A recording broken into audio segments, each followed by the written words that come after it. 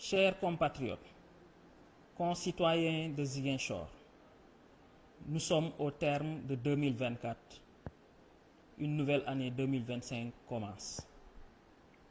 Comme vous le savez, la commune de Ziguinchor, dont je suis le maire, s'est résolument engagée vers sa transformation structurelle. Ces dernières années, la mairie a déployé des efforts énormes pour satisfaire les attentes des Ziguinchorois dans plusieurs domaines, en dépit de la situation particulièrement pluviométrique de notre localité, qui occasionne des lenteurs dans la réalisation des projets infrastructurels. Ainsi, dans le domaine de l'éducation, 10 salles de classe sont en construction depuis plusieurs mois maintenant dans certaines écoles. Le marché de la construction de 10 autres classes sera attribué cette année 2025. 5 murs de clôture d'écoles sont aussi en construction. Certains sont déjà terminés et devraient être livrés très bientôt. Dans le domaine de la santé, le logement de la sage-femme du poste de santé Colette Senghor est livré et la sage-femme y habite déjà depuis plusieurs mois. La construction du mur de clôture et de la fosse septique du poste de santé de Goumel est terminée et leur réception devrait très bientôt intervenir. La nouvelle maternité de Diabir est livrée depuis l'année dernière et est équipée. Elle est déjà fonctionnelle. À côté, le logement de la sage-femme est en train d'être construit et devrait être réceptionné en cette nouvelle année. S'en suivront en 2025 la construction des logements de la sage-femme, des postes de santé de Soukoupapay et de Belfort. Les marchés les concernant sont déjà attribués et les contrats signés. Aussi, du matériel médical d'une valeur de 70 millions a été acquis et réparti entre les structures sanitaires de la commune. Les efforts seront maintenus dans ce sens. De même, une somme de 50 millions de francs CFA a été dégagée pour l'achat de médicaments répartis entre les différents postes de santé. S'agissant des infrastructures marchandes, les travaux de réhabilitation du marché Mariama Diédhiou, communément appelé marché Ngelaw, sont en cours. Un avenant est en rédaction pour lever le blocage et poursuivre les travaux. Pour ce qui est du marché Tilène, bien que construit par Promogène, il devait bientôt rouvrir après la signature d'une convention entre la mairie et Promogène. Pour la réhabilitation du marché Baneto, le contrat est déjà signé. S'agissant des infrastructures sportives, les plans et les devis du stade de basket sont en train d'être modifiés par l'architecte. Dès que son travail sera livré, les marchés concernant la réhabilitation du stade Pedro Gomis et Jules-François Bocandé seront lancés.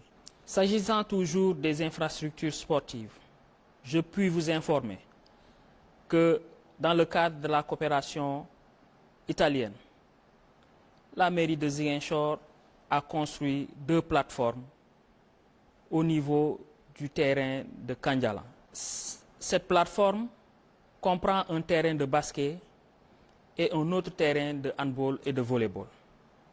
Ces infrastructures pourront toutefois être utilisées par la population dans le cadre d'activités socio-éducatives. Au niveau de Lindiane, particulièrement au niveau du terrain de Djatir, une autre plateforme est aussi construite dans le cadre de cette coopération. Il s'agit d'un terrain de basket, plateforme qui pourra également être utilisée par les populations dans le cadre d'activités socio-éducatives. C'est donc dire que la mairie de Ziguinchor est résolument engagée à mettre en place des infrastructures sportives pour accompagner la jeunesse dans son épanouissement. Concernant les espaces verts publics, là également, nous attendons de l'architecte les plans modifiés et améliorés qu'ils devraient livrer les jours à venir, ainsi que les devis. Dès leur transmission, le marché d'aménagement des espaces verts publics sera lancé pour qu'enfin les travaux puissent commencer et que les Ziguinchorois puissent bénéficier d'espaces verts. Sur le plan social, la mairie reste résolument disponible à accompagner les Ziguinchorois qui se trouvent dans des difficultés et donc dans le besoin. Cette année 2024, la mairie a accompagné 20 familles ainsi que le CM Lindiane 2 en leur offrant des sacs de ciment et des tôles pour faire face aux désagréments occasionnés par les pluies et les vents pluvieux. Aussi, plus de 20 millions de francs CFA ont été dépensés en termes de secours aux indigents et aux sinistrés durant cette année 2024. Ces efforts seront poursuivis afin de continuer à venir en aide aux populations de la commune dans le besoin. S'agissant des lotissements de Djabir et de Djibok, comme vous le savez, le plan de lotissement initialement autorisé par le ministère de l'Urbanisme a été modifié par le maire Ablaye Baldé et son équipe sortante. C'est pour cette raison-là que nous notons aujourd'hui des difficultés. Concernant donc ce lotissement, nous avons adressé une correspondance au préfet pour l'informer des mesures que nous allons prendre. Pour le lotissement de Djibok, je puis vous informer que le conseil municipal a déjà autorisé la surface à lotir au niveau de Djibok. Dans les semaines à venir, le processus de lotissement sera poursuivi afin que nous puissions obtenir du ministère de l'Urbanisme les plans de lotissement autorisés. Mesdames et messieurs, chers concitoyens de Ziguinchor, dans une première édition d'une adresse à la population, je m'adresserai à vous les jours à venir pour faire l'état des lieux de la commune et revenir en détail sur plusieurs questions. Je vous souhaite à toutes et à tous une bonne et heureuse année 2025, de paix, de santé, de bonheur et de prospérité. Bonne fête de fin d'année.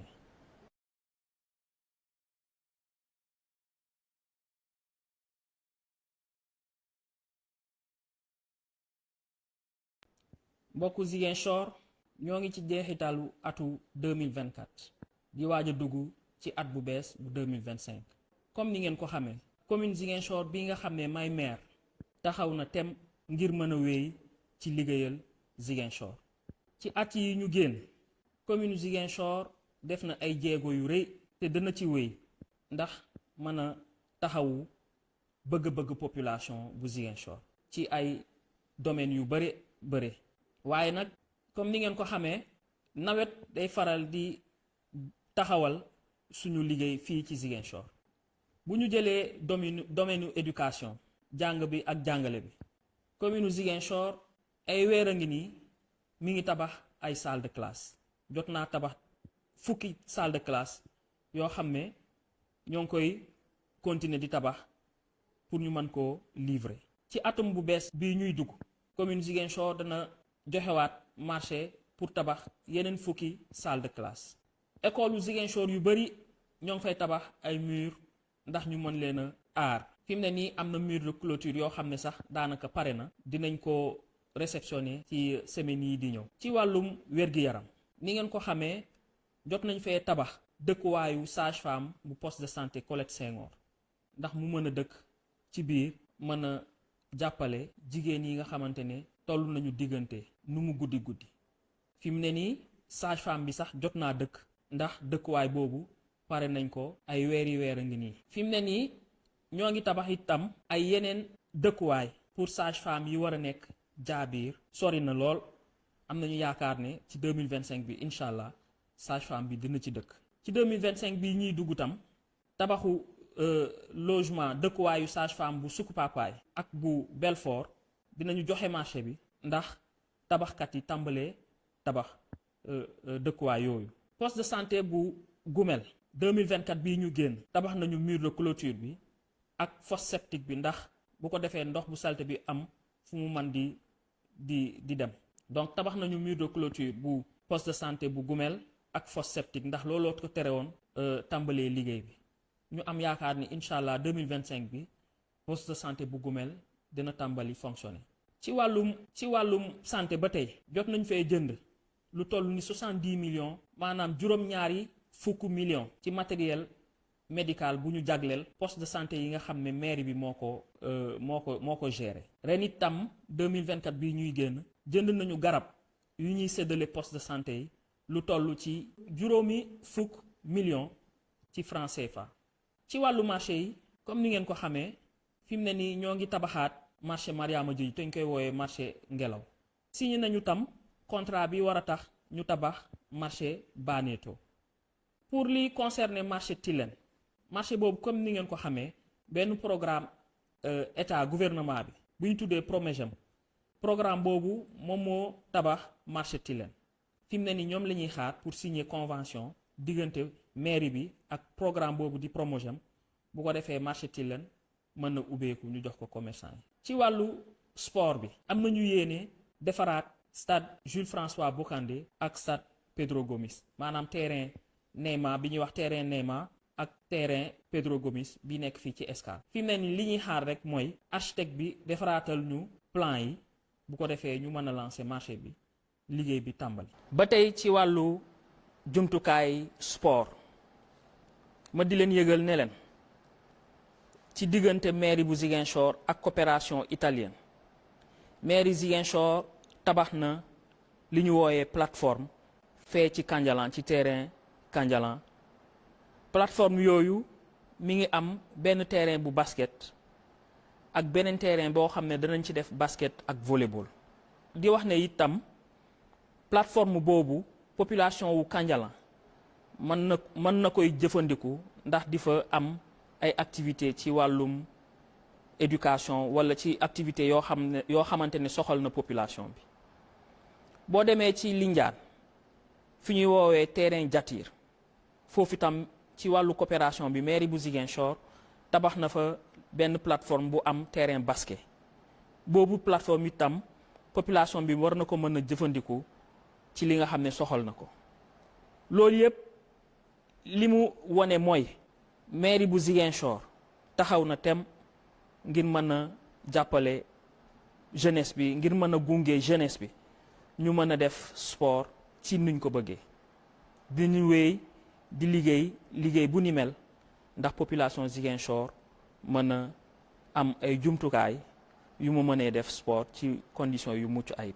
ci wàllum péex mi maanaam wàllu espace vert fi nga xam ne Ziguinchor waaye war nañu mën di fa doxantu yenn saay loolu itam ñoo ngi xaar architecte bi defaraat plan yi gën koo jagal bu ko defee ñu mën a tàmbali liggéey bi ndax Ziguinchor waaye am ay espace vert fu ñu mën a doxantu. bu soobee yàlla dinañu lancer liggéey boobu ci ñaari espace vert yi nekk fii ci gouvernance benn bi nekk fii fi ñuy woowe monument des morts benn bi nekk Correntas ak espace bi nekk Kandé Baneto. foofu tamit liñ fa bëgg a def dinañ fa def loo xam ne non seulement Ziguinchor waaye dinañ fa doxantu waaye xale yi bu vacances jotee dinañu am fu ñu dem di foo ci foo yu neex.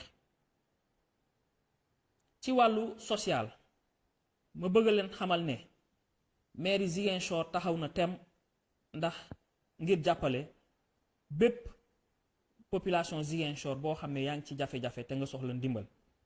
moo waral atum 2024 bii ñu génn jot nañu jàppale ñaari fukki famille ak collège bu Lindiane 2 ñooñu ñëpp kenn ku nekk jox nañ la ciment ak ay corget ndax nga mën a defarwaat mën a defaraat sa dëkkuwaay ndax comme ni ngeen ko xamee taw yi ak ngelaw bu bari bi jot naa daaneel ay kër looloo waral ñu décider ne faw ñu jàppale Ziguinchor waaye ci ciment ak ci corget.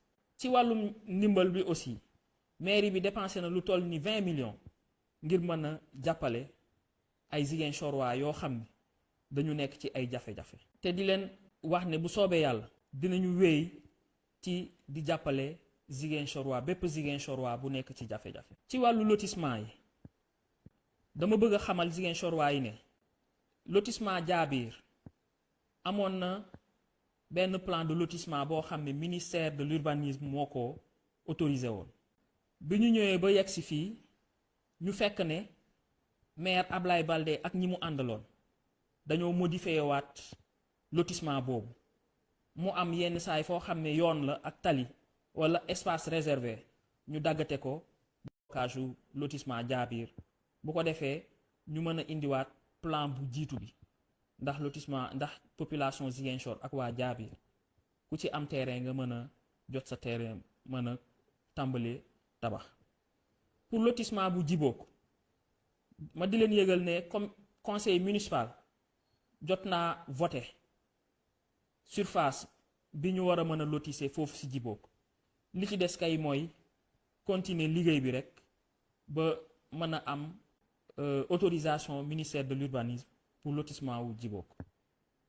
mbokk yi ci fan yi di ñëw dinaa amal waxtaan bu gën a yaatu ngir mën leen a wax commune Ziguinchor fi mu toll tembe ci fii ñu toll loolu dinaa ko amal fan yi di ñëw bu ko defee dinañu gën a mën a waxtaan ma xamal leen fii commune Ziguinchor toll. maa ngi leen di ñaanal kenn ku nekk atum jàmm bu 2025 ma di leen ñaanal mu nekk atum wérugu yaram atumu bànneex ak atum am-am maa ngi leen di ñaanal bonne fête déwénati.